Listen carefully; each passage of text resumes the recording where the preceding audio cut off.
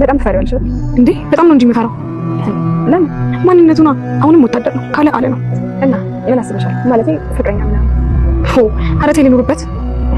እየቀለድሽ አሳፍረኝ። ይሄን ብቻ ነው የማስቸገርክ። እዛ ከደረስኩ በኋላ ግን ያው የኖርኩበት ሀገር ስለሆነ ቦታው ቤቱም አይጠፋብኝም። እሺ ድል እናት ትናደድብሻለች። ትናደዳ። እሷስ ልጇን እየፈለገች አይደለ? እኔ እናትና አባቴ መፈለግ ምን ጋር ነው ጥፋቱ? እኔ እንዳየኋት ከሆነ ትወድሻለች፣ ትሳሳልሻለች። እኔ መች ጠላኋት? ዛሬም ነገም ቢሆን ሁሌም እናቴ ናት። ግን ደግሞ እሷ ባሏን፣ ልጇን፣ ቤተሰቦቿን ካገኘች እኔስ እናቴን አባቴን ማግኘቱ ምን ችግሩ? አይ ችግር የለውም። በቃ እሱን ያልኩ። እኔም ደግሞ ሰው አጠያይቃለሁ። ቆይ እሺ አባባ እዛ ባይኖርስ? ችግር የለውም። እዛ ከደረስኩ በኋላ ቦታው አይጠፋም። በቃ እኔ ታክሲ ላስይዝሽ። አባ እጮኛለሁ። ምን እጮኛለሁ?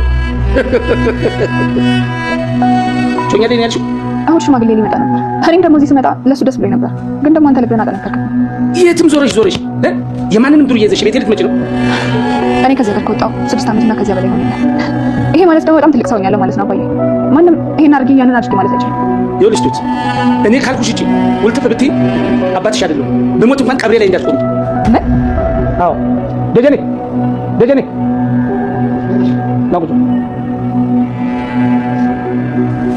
የምታገቢው ባልሽ እሱ ነው። ነይ ተዋውቂ። የትሁት አባት ትሁትን ይቅርታ አላደርግልሽም አላት። ትሁት የምታገቢው ሰው ደጀን የሚባል ሰው በዚህ በቅርቡ ያለ ነው።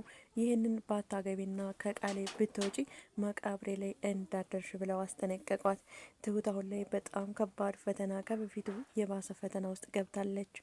ምክንያቱም እሷ ተመስገንና እናቴ ሽማግሌ ይልካሉ፣ ከዛም ተመስገን ይመረጣል፣ ከተመስገን ጋር እኖራለሁ ብላ አቅዳ አስባበት ከ6 ዓመት በኋላ ወደ አባቷ ሄዳለች። አባቷም ይቅርታ አላደርግልሽም እስከ ዛሬ ነው ስልሽ ሳትመጪ በማለትም ቢያንገራግርም ታናሽ እህቷ አሳምነው ግን በግድ ይቅርታ አድርጎላታል። ነገር ግን የምታገቢው ይሄንን ደጀኔ የሚባል ሰው ይህም በቅርብ የሚገኝ ሰው ነው፣ ከቃሌ ውጭ ብትወጪ መቃብሬ ላይ እንዳደርሽ ሲልም ሲያስጠነቅቃትም ነበር። ታዲያ ትሁት ፈራ ተባ ብላ እጮኛለሁ ብላ ለአባቷ ትነግረዋለች። አባቷም ሽማግሌ እሁድ እንደሚላክ ስትነግረው ደግሞ ብለሽ የማንንም ድርዬ አንተን ዘላዘለሽ ድርዬ ይዘሽልኝ መጣሽ ይላታል። ታዲያ እንዲህ ያለው ለምን ይመስላችኋል? ምክንያቱም ትሁት እንግዲህ ተመስገንን እንደምታውቀው ወይ ተመስገን ወይም የልጁ አባት እንደሆነ ሽምግልናውን የሚልከው አላወቀም አባቷ ማለት ነው። የመሰለው እሱ የሆነ ድርዬ አስከትላ እንደምትመጣ ስላሰበ ምናልባት ይሄ እንደጀኔ ያለውን ትሁት ሽማግሌ እንዳይል ሰዎች ወይም የትሁት እጮኛ ሽማግሌ እንዳይልክና ተስፋ እንዲቆርጥ ይመስላል። ላይሆን ይሄኛው እንደጀኔን እንድታገባ ፈልጎ ላይሆንም ይችላል። ነገር ግን ይህን ካላገባሽ መቃብሬ ላይ እንዳደርሽ ስላልኳት ስለዚህ በምን ተፈረት ወደ ያኛውን እጮኛ ትተዋዋለች፣ ከዛም እጮኛ ጋር አትደዋወልም በማለት ሊሆን ይችላል። ተመስገን ደግሞ በጣም ከባድ ፈተና ያላሰበው ዱብዳ ነው የወረደበት ማለት ነው። እዚህ ከናቲ ጋር እልህ ሲጋባ፣ ነገር ግን ሌላ ዱብዳ ወርዶበታል ማለት ነው። ታዲያ እንግዲህ ትሁት ደግሞ ወደ ከተማም እንዳትሄድም አባቷ በጥፊ መጥቶ ሲያስገባት አይተናል። በዛ ላይ ደግሞ ከፍቅረኞች ጋር ወይም ከጭኞች ጋር ትደውይና ትጠፊያለች በማለትም ወደ ከተማ እንዳትሄድ ወይም ደግሞ ስልክ እንዳታወራ ስልኳንም ሊቀማት ይችላል። ምክንያቱም ወደ ከተማ እንድትሄድ ልታደርግ ትችላለች እንጂ አለተዛ ትሁት የትም እንዳትንቀሳቀስ ከዛ ቤት እንዳትወጣ ከዚህ በኋላ የትም እንዳትሄድ ሊያደርጓትና ሊቆጣጠሯት እንደገና ስልክ ደውላ ለተመስገን እንዳትነግረው ሊያደርጉ ይችላሉ። ነገር ግን እዚህ ጋር ትሁት አንድ ጥፋት አጥፍታለች። ያጠፋችው ምንድን ነው? ሽማግሌዎቹ ተመላካቸው በፊት ወይም እሷ ቀድማ መሄድ አልነበረባትም።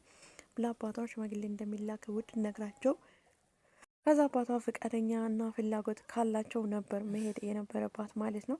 አለዛ ሁሉንም ነገር ተመስገን እንደሚልክም ተመስገን እንደሆነ መናገር ነበረባት። ምክንያቱም ትሁት ከዚህ በፊት ተመስገን እንግዲህ እጄ ይቅርታ ብለውልኝና ተመስገን ሽማግሌ ልኬ አንቺን እንዳገባ ፈቅደውልኛል ሲል ነበር ማለት ነው። ታዲያ ተመስገን ይሄንን ያወራው የእውነቱን ከሆነ ምናልባት ትሁት የሚልከው እኮ የልጅ አባት ተመስገን ነው ሌላ ሰው አይደለም ስትለው ምናልባት ይሄ እንደጀኔ የሚለውን ሰው አግቢ ብሎ ያስገደዳትን ሰው ምናልባት ተመስገን ሲሆን ነው ሲባል ለተመስገንነትም ሊድርለት ቃል ገብቶልኝ ከሆነ ምናልባት ከዚህ በፊት አሁን ተመስገን ያወራው እውነት ከሆነና ለተመስገን አንተ ልቦና መልሰ መልካም ሰው ከሆንክና የይቅርታ ሰው ከሆንክ ይቅርታ አድርጌልሃለሁ፣ ሽማግሌ ልከህም ትሁትን ልጅን እንድታገባው ልና ልጃችሁን አብራችሁ እንድታሳድጉ ብሎ ቃል ከገባለት ምናልባት ትሁት እዚህ ጋር ግልጽ አድርጋ ስትነግረው ምናልባት የትሁት አባት ሊራራ ይችላል ማለት ነው።